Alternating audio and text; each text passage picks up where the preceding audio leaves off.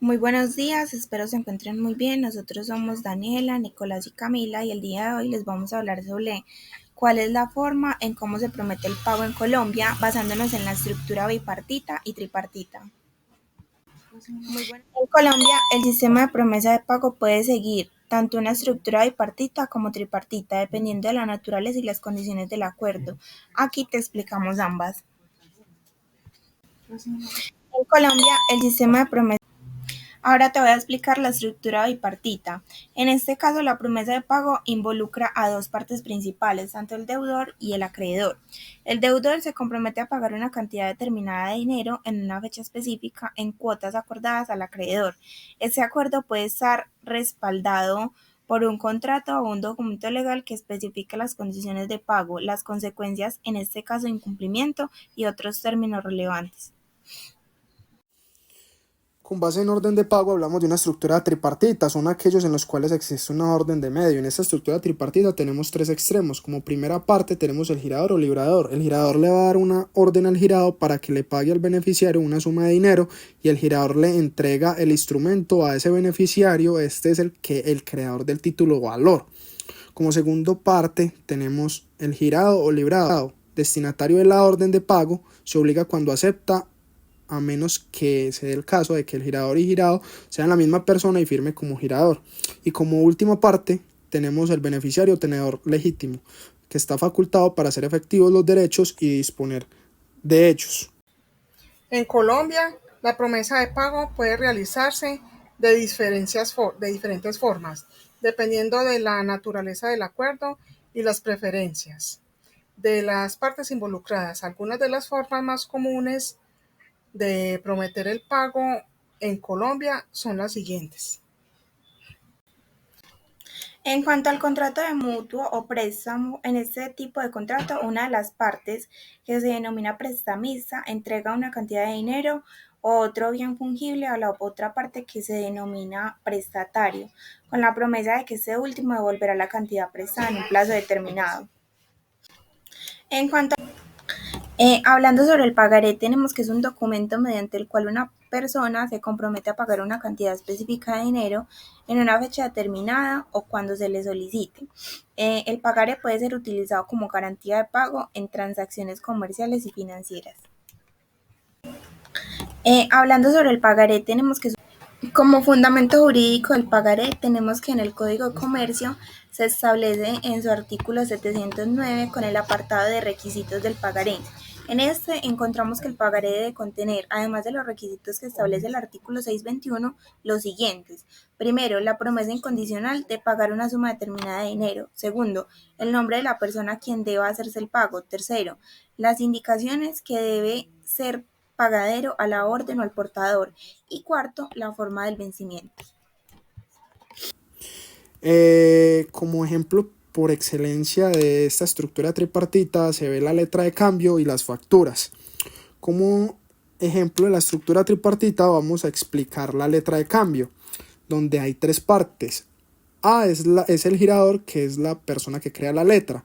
Le da una orden a B para que éste acepte o rechace, que es el girado, para que B cumpla en favor de C, que C es el beneficiario. En este caso, B, que es el girado, recibe una orden y se obliga cuando acepta la orden, antes de pronunciarse sobre la orden B, que es el girado, no es obligado en el título valor. A su vez, B puede aceptar o no aceptar la orden. Como fundamento jurídico de la letra de cambio, encontramos que en el Código de Comercio reposa en su artículo 671. Como Por otro lado, encontramos el contrato de compraventa a crédito. En este tipo de contratos, el vendedor se compromete a entregar un bien al comprador, quien a su vez se compromete a pagar el precio acordado en cuotas o en una fecha futura determinada. Por otro lado, encontramos el contrato de compraventa a crédito. En este tipo de contratos, como último ejemplo, vamos a ver la carta de compromisos de pago. Esta carta básicamente es un documento en el cual una persona se compromete por escrito a realizar un pago en una fecha o condiciones específicas, y esta carta puede ser utilizada como evidencia de la promesa de pago en caso de disputas entre ambas partes. Bueno, como les expliqué anteriormente, estas son algunas de las formas más comunes en las que se promete el pago en Colombia. Es importante tener en cuenta que cada forma de compromiso de pago puede tener varios requisitos legales específicos y es recomendable contar con un asesoramiento legal al realizar este tipo de acuerdos. Bueno, por otro lado, encontramos que en el derecho comercial colombiano, tanto la estructura bipartita como la tripartita son utilizados en diferentes tipos de contratos y de transacciones. Aquí te explicamos cómo se aplican esas estructuras en el contexto del derecho comercial en Colombia.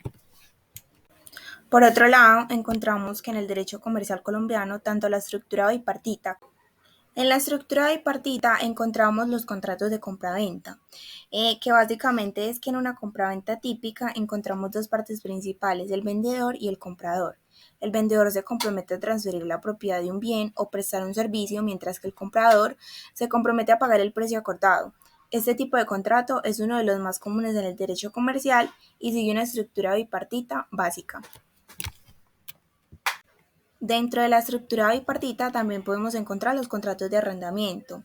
En un contrato de arrendamiento, el arrendador, o sea, el propietario, y el arrendatario, o sea, el inquilino, son las partes principales. El arrendador se compromete a proporcionar el uso de un bien inmueble o mueble a cambio de un pago periódico por parte del arrendatario.